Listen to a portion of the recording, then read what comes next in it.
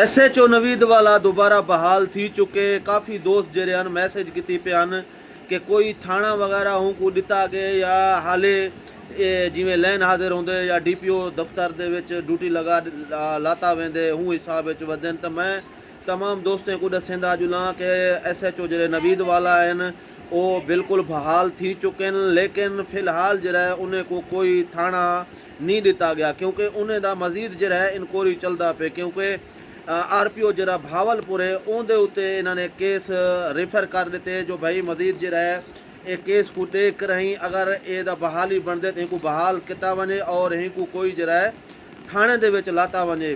तो सैफुल्ला मली जरे हैं वही विच खबर जिमें गर्दिश करेंदा पे हैं कि सैफुल्ला मली जरा साबका SHO हैं वही बहाल थी चुके हैं, वही बहाल हैं, लेकिन नवीद नवाज वाला भी बहाल थी चुके। लेकिन फ़िलहाल जरा इन्हें को कोई थाना वगैरह नहीं दिता गया। उम्मीद है कि कुछ डी तक जरा है नवीद नवाज वाले को और सैफुल्ला जरा मली SHO हैं जरा 1 साल सस्पेंड थी तो बाद 2 SHO जरे बहाल थी चुके हैं और कुछ अरसे तक जिमें RPO भावलपुर का अपना फैसला हमसे ओदे बाद जरा इन्हें को थाने ते तैनात किया वैसे जी।